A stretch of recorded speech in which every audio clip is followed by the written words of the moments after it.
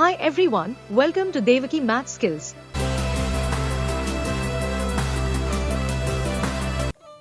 Today's topic is algebra part 2. இதில் addition and subtraction of polynomials பற்றி பார்க்க போகிறோம். அதுக்கு முன்னாடி algebra part 1 வந்து ஒரு small recap பார்க்கலாம். இதில் variables in algebra பார்க்கும்போது அதோடைய ரியல் மீனிங் வந்து யூஸ்வலி ஒரு இங்கிலீஷ் ஆல்ஃபபெட்டை அது குறிக்குது.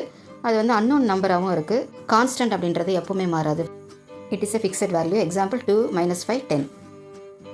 வேரியபிள்ஸ்க்கு எக்ஸாம்பிள் பார்த்தீங்கன்னா 3x + 2 இருக்கு இல்லையா, இதில் வந்து x வேரியபிள், 3 வந்து கோஎஃபிஷியன்ட்டு, 2 இஸ் அ கான்ஸ்டன்ட். இப்போ addition and subtraction of polynomials பார்க்கலாம். ஸோ அதுக்கு முன்னாடி லைக் டேர்ம்ஸ்னால் என்னன்றதை ஒரு எக்ஸ்ப்ளனேஷன் பார்க்கலாம். இப்போது சேம் வேரியபிள் இருக்கும், சேம் பவரும் இருக்கும், அது ரெண்டுத்துக்குமே. அதாவது 3x 5x 7x -7x பார்த்தீங்கன்னா இந்த எக்ஸோட பவர் எல்லாமே 1 தான். ஸோ இந்த மாதிரி இருக்கிற டேர்ம்ஸ்க்கு நம்ம லைக் டேர்ம்ஸ்னு சொல்லுவோம். வேறஸ் அன்லைக் டேர்ம்ஸ் அப்படின்னா வேரியபிள் ஒரே மாதிரி இருக்கும், பட் வேறு வேறு பவர்ஸ் இருக்கலாம், அல்லது வேறு வேறு வேரியபிள் இருக்கலாம்.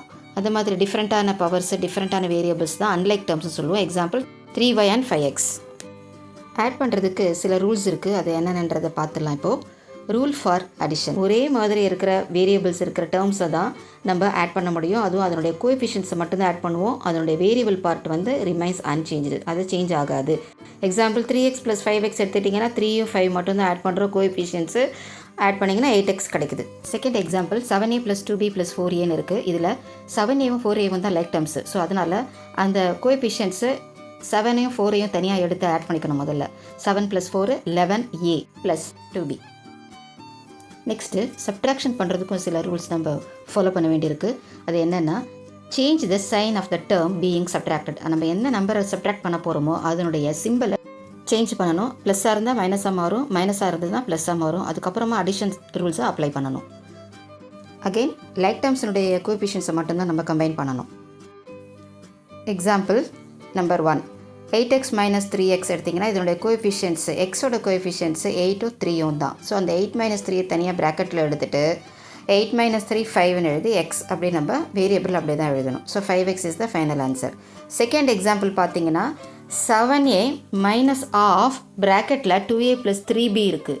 ஸோ இதில் வேறு வேறு வேரியபிள் இருக்கிறனால முதல்ல நம்ம லைக் டேர்ம்ஸை கம்பைன் பண்ணிடணும். 7a - 2a is 5a - 3b. So 5a - 3b தான் ஃபைனல் ஆன்சராக நமக்கு கிடைக்குது. ஸோ இதுதான் வந்து அடிஷன் அண்ட் சப்ட்ராக்ஷனுக்கு உண்டான ரூல்ஸு அண்ட் ரெகுலேஷன்ஸ் பார்த்து தான் நம்ம இந்த அல்ஜிப்ராவில் பார்த்து கவனமாக பண்ணணும். இதில் முக்கியமாக நம்ம நோட் பண்ண வேண்டியது, சப்ட்ராக்ஷனில் ரெண்டாவதாக இருக்கிற நம்பர், சப்ட்ராக்ட் பண்ண வேண்டிய நம்பரோட சிம்பலை சேஞ்ச் பண்ணணும். அப்போ நம்ம ப்ராக்கெட்ஸ் கரெக்டாக யூஸ் பண்ணணும். அதாவது 2-3 வேரியபிள் இருந்ததுன்னா இந்த ப்ராக்கெட்ஸ் யூஸ் பண்ணி தான் நம்ம இந்த ஆப்ரேஷன்ஸை கரெக்டாக பண்ண முடியும். So next multiplication and division algebra part 3ல் பார்க்கலாம். தேங்க்யூ.